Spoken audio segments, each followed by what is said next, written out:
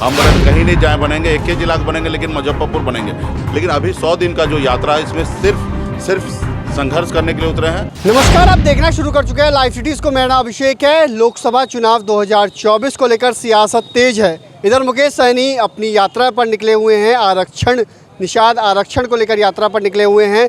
इस दौरान जब हमने उनसे सवाल किया क्या मुजफ्फरपुर से चुनाव लड़ेंगे, क्योंकि चर्चा में मुकेश सहनी रहते हैं और मुजफ्फरपुर से काफ़ी चर्चा होती है, सियासत गलियारों में काफ़ी मुजफ्फरपुर को लेकर चर्चा होती है। ऐसे में जब हमने सवाल पूछा क्या मुजफ्फरपुर से मुकेश सहनी चुनाव लड़ेंगे, तो उन्होंने कहा कि मुजफ्फरपुर से हम विशेष ध्यान देते हैं मुजफ्फरपुर पर, और जब हम मंत्री बने, प्रभारी मंत्री बने, तो हमने प्रभारी मंत्री के लिए लड़ा, मुजफ्फरपुर लड़कर लिया और साफ साफ कहा कि मुजफ्फरपुर में हमने अपनी ताकत दिखाई है और जब चुनाव लड़ने की बात आएगी तब पार्टी विचार करेगी, लेकिन पार्टी तो चुनाव लड़ने के लिए ही बनी है। क्या कुछ कह रहे हैं वीआईपी सुप्रीमो मुकेश सहनी, पहले आप वो सुनिए। क्या मुजफ्फरपुर से मुकेश सहनी लड़ेंगे, क्योंकि चर्चा में रहते हैं मुकेश सहनी? देखिए, निषाद का राजधानी है और मुजफ्फरपुर में के लिए हमेशा हम ज़्यादा सोचते हैं। जब हम मंत्री बने तभी भी प्रभारी मंत्री हम मुजफ्फरपुर में हमने सीधा बोल दिया बनेंगे तो मुजफ्फरपुर बनेंगे वरना नहीं बनेंगे, क्योंकि कुछ लोग चाहते थे कि मुजफ्फरपुर में किसी और को प्रभारी मंत्री बनाया जाए। तो हमने सीधा बोल दिया बनेंगे तो यहाँ बनेंगे, नहीं तो कहीं नहीं बनेंगे। उन्हें बोला गया नहीं 2 जिला का प्रभारी मंत्री बन जाएगा। हम बोले कहीं नहीं जाए बनेंगे, एक ही जिला का बनेंगे लेकिन मुजफ्फरपुर बनेंगे। तो हमने मुजफ्फरपुर का प्रभारी मंत्री बना।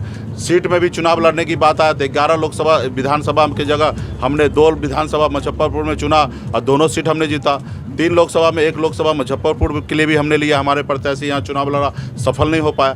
तो और जैसे उपचुनाव भी हुआ तो 2 बार आपने देखा कि किस तरीके से हमने अपनी ताकत को दिखाया। तो इसलिए आने वाला समय में भी निश्चित तौर पे पार्टी निर्णय लेगा कि चुनाव लड़ने का, क्योंकि पॉलिटिकल पार्टी बना तो चुनाव तो लड़ेंगे।